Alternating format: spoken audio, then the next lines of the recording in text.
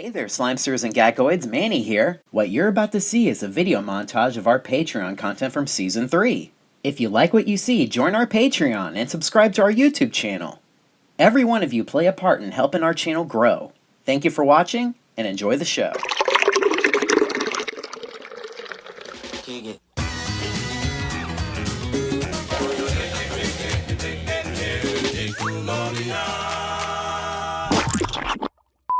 So this is my first time being on this podcast and on the YouTube channel, so I'm excited.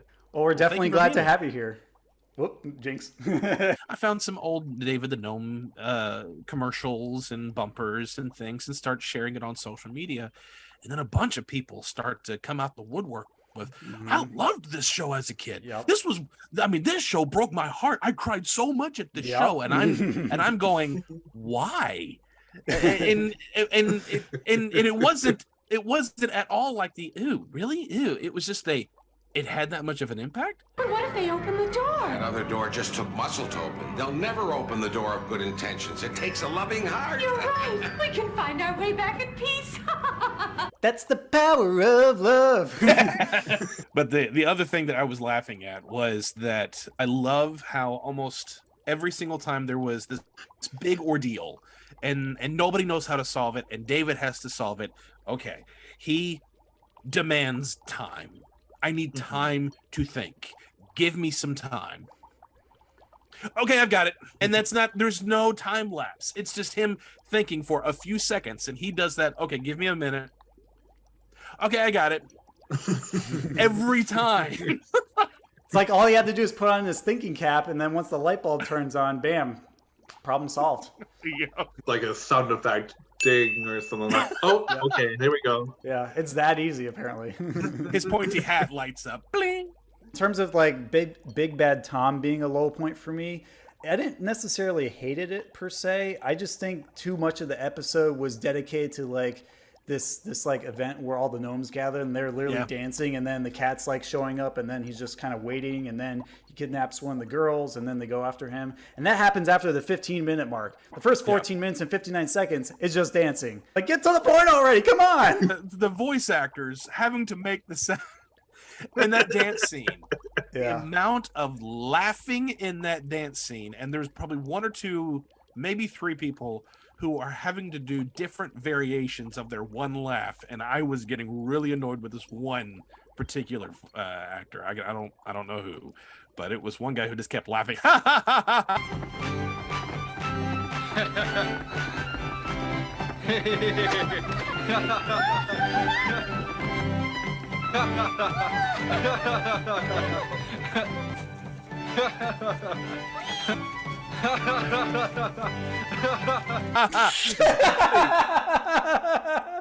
Stop.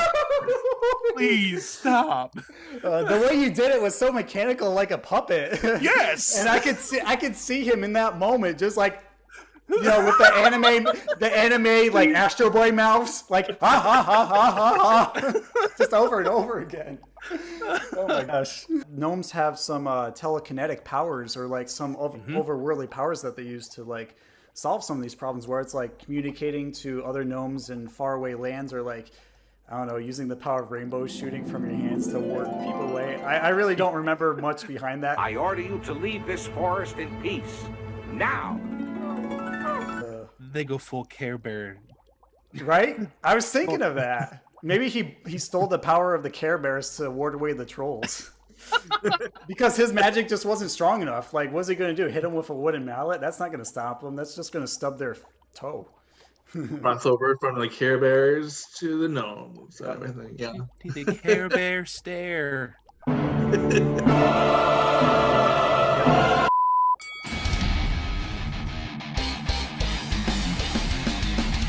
There was one day when my sister was moving out of our parents' home, and she told me that she had donated all the old Goosebumps books. And I was like, why the hell would you have done that? And it was so upsetting. And I was like, shoot, like I would have taken them. She'd asked, and she apologized and stuff. And it's one of those bittersweet things, because, you know, they're going to go to a kid that would actually want to read them. Yeah. But after that, I downloaded eBay and So that's where my addiction kind of started. And it's funny because this copy is like the first vintage thing I ever purchased ever. So it's very important to me, actually. I have another one that I leave out. This one is kept away where I keep it safe and everything. Oh man, I totally relate to that pain, Greg, because I ended up donating or like selling my entire collection to one of my friends I grew up with in elementary school, who became an elementary school teacher herself. I've known her since first grade, and it seemed like a real full circle moment for me. And I'm like, you know what?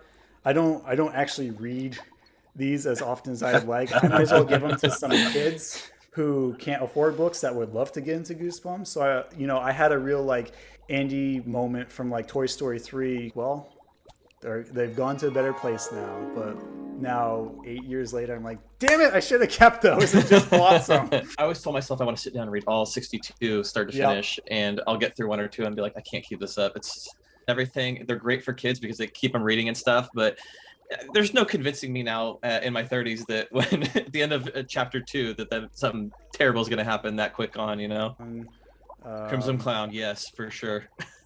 Yeah, I mean, I just had a big discussion about that with some of my buddies about how much I hate the kid in that episode. Yeah, one of the most well-written little brats I've ever seen. Turd face, as he would put it. You know what? I actually have a really good Are You Afraid of the Dark related memory too. I will share really quick. Silver Sight is the 4-part. It's the 3-part trilogy from season 7. 3, whatever. Yeah. So when that premiered, I remember we were on a family vacation. My cousins and my siblings were there. We watched the whole thing start to finish. I remember we went to Taco Bell and ate and got Choco Tacos, and it's something my sister and I still bring up all the time too. And it's funny because it's such like a core memory that sticks out to me of like just sitting there watching it and everyone enjoying it and everything too. And I always will remember it's the eye on the horse, right, in the carousel. Yeah, it's that stuck out to me. I don't know why, but not all the eyes are brown. They replayed it like 4 times, so yeah. Then one night I was going, all my friends at school are watching this show, and I don't want to go to school on Monday and be that little scaredy cat. So I'm going to watch this episode. I'm going to watch it. I'm going to stick through. And it was Laughing in the Dark. And I got to the dummy. And then I changed the channel immediately. And then I had got the courage to go back up, and the previous channel button on the remote control went back to it.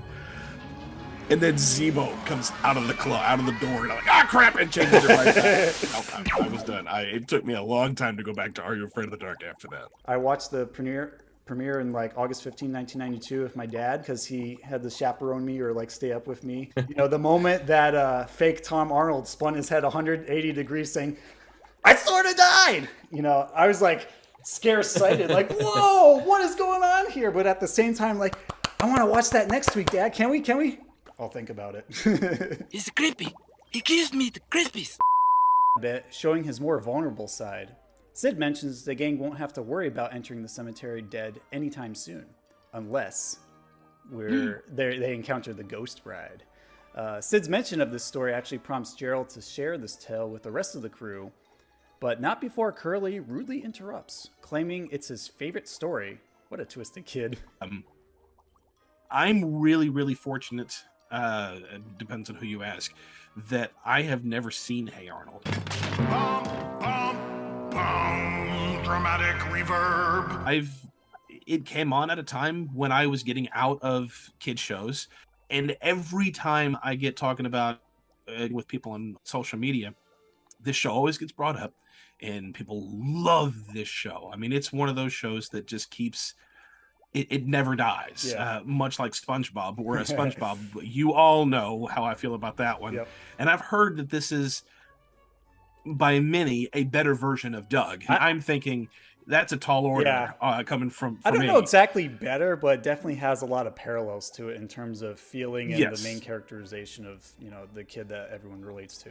Oh, you might as well get used to it, on account of we'll probably all be buried here someday. Okay. When I was writing the notes for these episodes, I looked up some Ghost Bride-esque urban legends.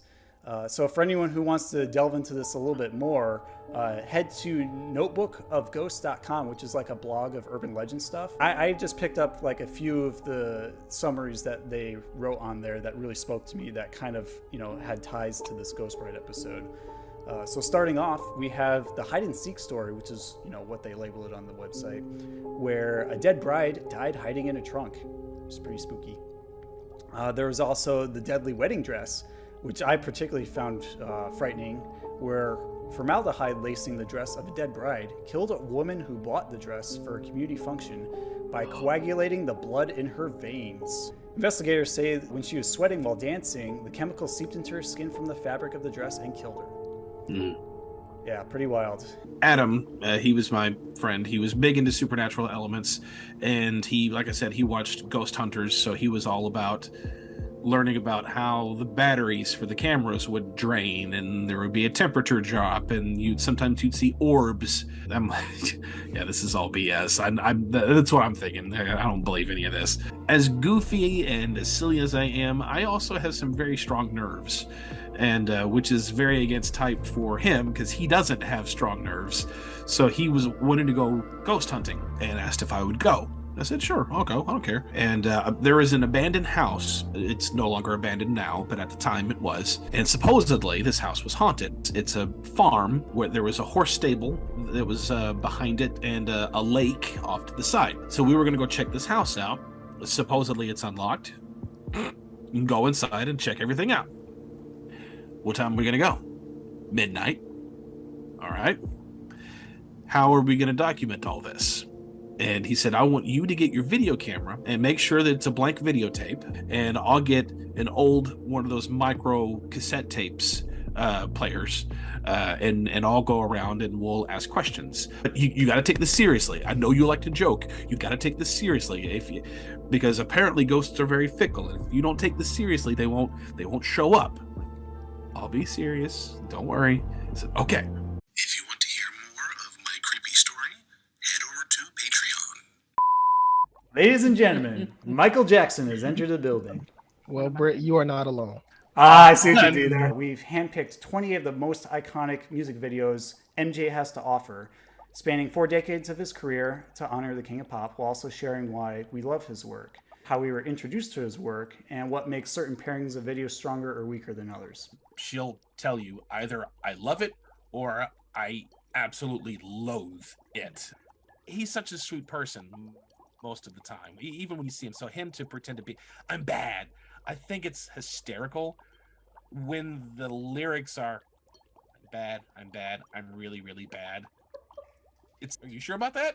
So it turns out the music video that actually was black and white one instead of the one that just claimed it was. This is an interesting pairing. Rock With You and You Rock My World. This is your bagel bite and gourmet pizza. You just him doing this the whole time, holding his jacket. Mm-hmm. Speaking of remembering, remember the time though. Do you remember my girl? What about us? He's the king of pop. You can't emulate someone who's a once in a lifetime type of person with the kind of talent and nuances that he has. Okay, Yeah. so very, very quick. If you've not seen Nostalgia Critics review of Moonwalker, Oh my gosh. watch that review. Yes. It's hysterical. Done. Yes. Continue. Done. Continue. He was like, "You brought all this attention. Now you want us to leave you alone, Mike? What are you talking about?" I mean, to be fair, he came out with this music video before Leave Me Alone, so maybe he just wanted to make a fuss and then be left alone. What is Little Bear doing now? I mean, Little Bear, he's still got that great imagination and he's still super chill. He probably kicks back with like a grizzly pale ale these days. But full of wonder, bear he's always been, for sure. Love it. Love every bit. I can't wait to meet this adult Little Bear and his inspiration as well. Do you have any other standout memories while doing the show?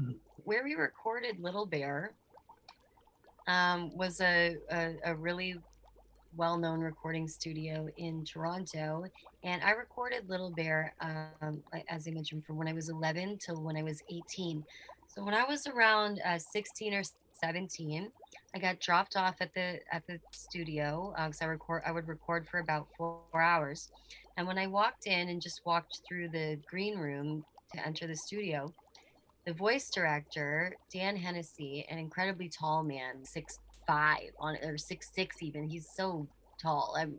He was very tall to me. I'm only 5'4", but he's incredibly tall. I walked into the green room and he was standing with 4 other unbelievably tall men. Like all of them were just giant, and they were all standing there like like so excited for me to come around the corner, almost like they were gonna surprise me or something. And Dan was like, "This is her. This is Little Bear." And these guys were like, "Oh my God, Little Bear, we love you. Our kids watch you." Oh, that painting loves you too. He's like, our kids all watch you. We watch you with our kids. Like, we love you. Could we get a photo with you? And I was like, for sure. And they were like, do you think we could come into the studio and just like watch you record for just like a little bit? And I was like, absolutely. Like, come on, it's a party. And they stayed for a little bit and they all watched, and then they left. And because they were there recording an album. And when they left, I said to the voice director, like, who were those guys? And it was the Misfits. Oh, wow. Like the band? Like the band The Misfits. They were there recording their next album. And when I had a break, I went out and they were all in the green room, and they gave me their autographs, and they gave me their CD Night of the Living Dead, and they gave me Misfits t-shirts. And they were like, Little Bear, we love you. Like, we're like, here's merch or whatever. I didn't even really know their music. So I've been wearing like my Misfits t-shirt for years. And when people are like, when people don't like if you're like a poser and you're wearing like a band t-shirt. So people would say to me like, oh, like, are you even a fan of the Misfits? And I'd say, no, but they're a fan of me. Stick Stickley is a little guy with a big presence on TV. Any particular memory that sticks out for you? This is so random, but it was just, I think, a bumper segment that he was doing. And I don't even remember what he was announcing, but I remember he said something about Jurassic Park. Yeah, I just went nuts because, I mean, I loved Jurassic Park. I've always loved dinosaurs and Godzilla and Reptar and all the giant lizards. And I love a good pun. Come on, Jurassic Park. Adorable. Right? I was like, that's a good one, Stick. That's a real good one. And then he has to go off camera because all the dinosaurs are eating all the dips and stuff, of course, because they have dips, and the camera shaking. And they show this 1 second shot of like the audience of popsicle sticks. And it's just, and the dinosaur sounds like, of course, to me as a kid, I was like, oh, it's dinosaurs. Oh my God. Like it was very like, I was like, this is so cool. There's dinosaurs in Florida. Then as an adult, when I watched it, I was like, those sound more like chickens, but like, that's what happens when you become an adult. Dip a popsicle stick in some honey. Like it was just, even the slime, it was just always such an interactive, like textural thing. And it was bizarre, but like, it was so fun. Writing into shows was definitely a staple of the 90s. I remember Mystery Science Theater 3000 used to do that segment at the end of their show on occasion. And it was really fun to see them just like have that indirect interaction with him, and also send things like pictures and drawings of things that they really liked about the show. And I can't really recall any other show on Nickelodeon doing something similar. So it helps Nick in the Afternoon stand out with that interactivity. Game shows, Brett, but I love the Nicktoons. I love the Nickcoms, but the game shows were one of my favorite, if not my favorite thing to watch on Nickelodeon back in the 90s. Oh, yeah. I mean, right alongside Snick, I was always riled up whenever a game show was on. I would just stop what I was doing. It doesn't matter if it was homework or playing with friends outside. I'd run inside, turn on the TV, jump on the couch, and just play along as if I was a contestant too. Let's rock. Let's rock. All right. This was the show, man. I remember it like it was yesterday. I got to save some material for the 30th anniversary coming up in season 5. But that'll go for our Slimesters. Our Gagoids get a sneak peek. From the very moment I saw it on TV, I didn't know what it was, but I'm like, ooh, game show and jungle, I'm there. For some reason, I had a fascination with jungles and just a lot of like nature-y based things as a kid. So that's what got me really excited to tune in. And I remember the very first episode I ever watched was Lawrence of Arabia's Headdress. And that was a temple run from season 1 where the headdress was in the Holes of Python room. and the Green Monkey team made it all the way to the end, and they got out with the artifact with 1 second left. And that was my moment where I swore my loyalty, hand over my heart to the Green Monkeys forever, because I wanted to be as awesome like them. They were able to get out of the temple with style. You idiot, go over there. There's going to be a temple guard. Use your pendant life. There's the pendant life. Get the pendant life. You don't see it. What's wrong with you? What is wrong with you? Let's watch as they try to figure it out. Because if you notice my list, it's very much just fun, but figure it out.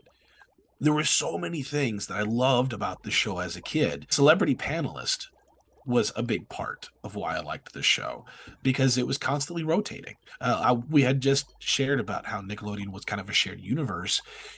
You're not going to find another show anywhere where you'll have people from All That and Mystery Files of Shelby Woo and Journey of Alan Strange and Home Improvement, which isn't even a Nickelodeon show. It tries to be, but it isn't.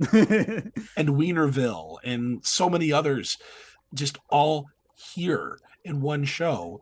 And hearing the banter among all of them, including Summer Sanders, it was fun. It's constant banter, like what you would get with Robin and Mark and Mike and Moira. And I wanted more of that. And now you got a whole show just with them bantering and having fun. Thanks to Danny Tamborelli, it would just start getting to a point where it would be like SeaWorld. The audience behind them would just he would fling this hair back and it would get all over the audience behind, and they loved it. You can't play Guts at home. You can't play any of the other game shows at home. I mean, yes. I tried to play Legends at home by using blanket forts and pillows to make my own temple. But I tried to do Double Dare at home and make my own obstacle courses and things like that, but it's not the same. It would have been cooler to be there for any one of these events. Power Surge! Thank you, all of you, for your continued support this entire season. It has meant the world to us, and thank you for all of you who joined us this season. And we have a lot more coming for you on season 4. So stick around. All right, Alex. For the last time on Patreon on season 3. Will you drain the slime tank for us, please? I'm going to try my hand at the Double Dare obstacle course while no one's looking. Aye, co-captain. But be careful, it can be slippery and sloppy out there. Don't worry about me. I've got a helmet over here and some elbow pads to protect me. I got this in the bag. Wish me luck. Told ya. My leg. Spot you later, Gackoids. See you for season 4.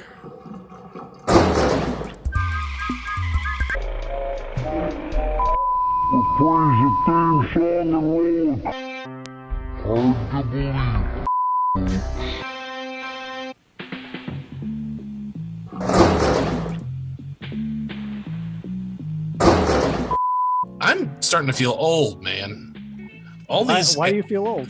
All these freaking anniversary episodes. Right? Like, how many did we do this season? There was Nicktoons, there was 4. What Would You Do? Are You Afraid of the Dark? And now we got this one, which happens to be Nick Arcade's 30th anniversary. Go figure. Nick Arcade was kind of a catalog, if you will, because I got to check out the games they were playing so that I would know, ooh, that looks fun. I wonder if I can find the Nintendo version of that. No. But I was able to find some of the arcade games whenever I would go to some of the local arcade stores.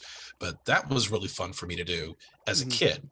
As an adult, I've had more fun watching the kids get ready to play the game, because the kids know what they're doing when it comes to video games. And of course, Phil Moore still had to stop and read every single game, and then they get there. One of the kids was so rare to go that he started to take off for the arcade in particular, and Phil Moore had to pull him back. Wait, no. He's just like, stop talking, Phil. I want to play. Yeah, why do I have to answer all these puzzles? Just let me stay in the video challenge arena for the whole show. And then once he got there, most of them would go right to the game, and they're facing the game and they're ready to play. And he always always had to turn them around to face the camera. You could just see the look on the other kid's face. So just let me play. Which one do you want to play? Cyberlip. Cyberlip. Let's cruise on over to Cyber. The man knows what he wants, where he's heading. All right, now turn around here. Once again, now remember the object of the challenge is to beat today's Wizards challenge, and he has set it up at 1,700 points on Cyberlip. Yeah, that's what real hating is all about, man. Yeah. And then they get the high score, or they achieve it. They're still playing, and he's trying to turn around. You did it! You did it! Click, click, click, click, click, click, click, click, click, click. You did it! You did it! Come on, come on, come on! But I gotta go to level 2. Yeah, I just got started. That show is a breeding ground for like a lot of us 90s kids and retro gamers to getting into games today. I certainly watched it when I saw the games, and it made me want to go out and buy as many as possible. But you know, I didn't have much of an allowance back then, so all I could afford was Sonic the Hedgehog. But that was enough for now. And then I found some of them later on when they became available on like the PlayStation 3 store and Nintendo Wii Shop and whatnot. So it's nice that we can still like get a chance to play them and connect to those memories of seeing kids play them in the 90s. Define cheesy. The PlayStation 1 graphics. Oh, like super blocky, super pixelated. You have no idea what's what. Yeah. Very, very much. Yeah, like Virtua Fighter. I mean, that was cutting edge back at the time, but is it hard to look at today? Or like Twisted Metal, where it's just like colored squares. Move over here. Oh, what is it running into? I don't know. We've been attacked too many times by video wizards in the video zone. I need to go to sleep and ice my back. Alex, if you will, please drain the slime tank and turn off the game console. If you will. I cartridge captain. Watch you later, retro gamers.